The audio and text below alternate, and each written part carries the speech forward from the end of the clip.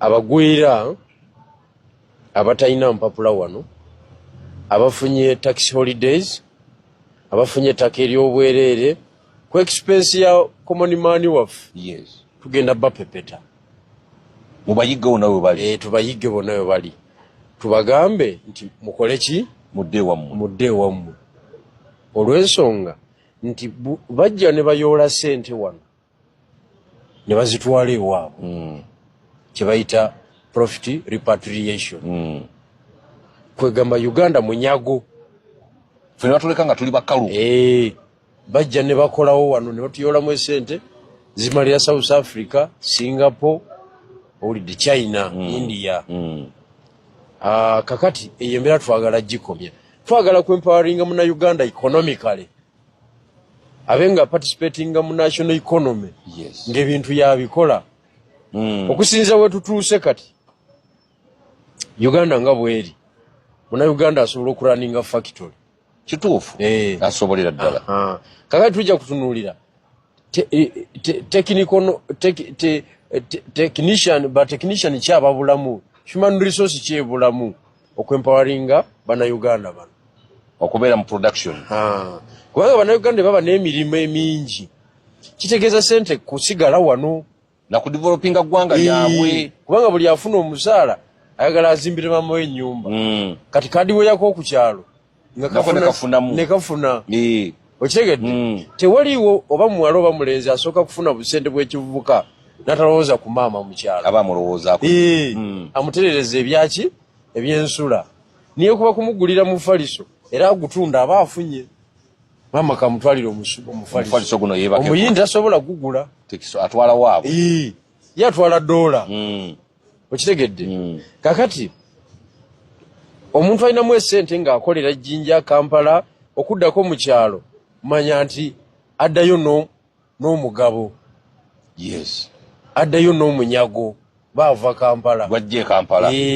Kati ate ku level eyange nze mba ngenda okulaba maama ka shopping kate nkakola ku kyalo. Ate sikakole abasubuzi b'oku kyalo nabo bawagira emitwalo 8 ku 10 ne gisigala mu ka trading center akewaffe. Era nabo ne babeera ne bagamba omusajja waffe twakula naye wuuyo. Center azirese. Nkitegeera bulungi nnyo. Kubanga ogenda okumaliriza okumugulira katugabe sukali kilo 3, sabuni kilo y'ennyama bitwalo 8 nga tewali. Ate ugiba weje. Kugata baboyi ba bali awo bakula nabo. Oba waye ebbiri awo. Okiwulidde? Kakati eyo gye bayita enkulaakulana okukirira wansi. Enkulaakulana okuva waggulu ng'ekola ki? Ng'ekka wansi. Nti abantu baba bamu n'akasente nga bali waggulu. Kamala ne kakkawa wansi. Kakati wano economic approach eriwo abantu abalina akasente bali waggulu. Naye bamala okakwata 8 ku buli 10 kafuluma ggwanga. Tekakkirira wansi mu bantu. Tekakkirira wansi mu bataka bwe bwavu bwe tuliko. Obutuli obubi. Kubanga eggwanga lirina ssente naye balibba ssente ne zigenda ebweru. Bwe bwavu bwe tuliko. Abayindi bali 1% abali wano. Naye bakontrolinga economy ya Uganda ebitundu 97 ku buli 10. Bali just 3%. Abasajja nga batutuulira nnyo. Production eri wano. Manufacturing what bayindi bebajjuddewo. Bebajjuddemu 97%. Ate nga bayina tax holiday n'ettaka lya bwereere. Kakati eyo that 97% mu production, okay? Ffe twagala giza mu bana Uganda. Bo basigaze 3%. Ffe tugamba Uganda first. Uganda first. Kakati yawo eyo point tewaliwo manifesto egiina. Ensonga eyo yandibadde nnungi nnyo okutuzza mu bagwira okubajja wano. Naye abagwira tebayinza kukola kakuyege yenna asoboka okulaba nga babalemesa mu kukwata obuyinza. Tebasobola, tebalina busobozi. Ne badda kuba opponent bamwe ne babateekamu ssente. Kubanga bamanya nti mwe muwangula mujja bagoba. Kati batandika okukwata ssente ezo zonna ne baziteeka mu opponent bamwe babakube balemesa okuwangula akalulu. Ekyo ne banaba bakikozi tebalina busobozi bugenda kukola ki?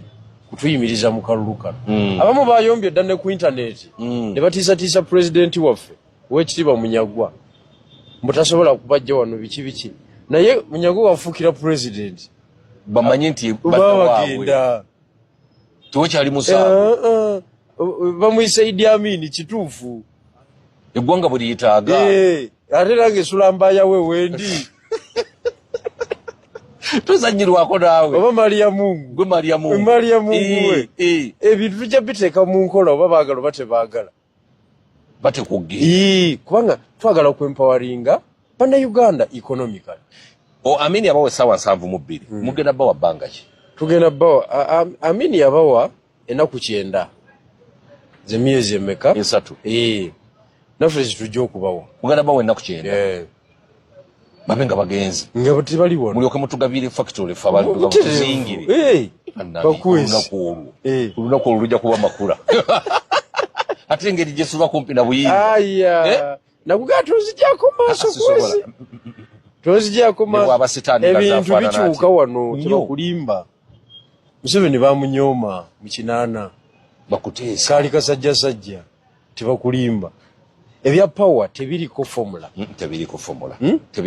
tebiriko size nti ono munene wa lubuto ono yasoma nnyo in fact embeera gye tulimu eyasoma ennyo toyina space batya riski bw'oleeta ebyobuyivu byo kati batya riski toyina space kati kubiriwo toyina abantu bayingirawo buyingi abantu kyovula kati politics ali commanded by hooliganism amazima ge ali commanded by ghetto abayivu tereleta era abayivu bali eyo basegona balajada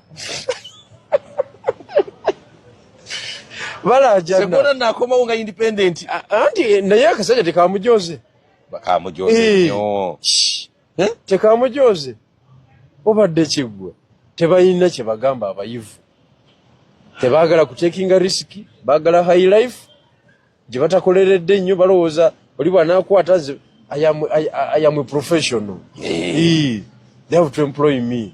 By all means, I am a technician. Ng'akitulamu ekifo. Ayigiraawo. Amini yalonda Minister of Foreign Affairs. Yatula n'abasajja be n'abuuza ani yalinnya ku nnyonyi wano. Yagirinnyako bulinnya. Obulinnyako bulinnya. Nti buno yakava Russia. Minister of Foreign Affairs n'abulya kulinnya bulinnya osagana ebyobufuzi by'ekiddugavu passport nagikola weeri ebyobufuzi by'ekiddugavu biyita byakusaaga President Mubaraka Munyagwa yaŋŋamba nti kwezi passport ekubeere kumpi eri yali eweddeko konze egirinnyuwinge kajanguye mangu tebakukanga kakati ffe point yaffe eyo nkulu point yaffe y'ebyobulamu health insurance gye twogerako tugamba nti buli Munnayuganda tugenda tumusolozayo emitwalo egi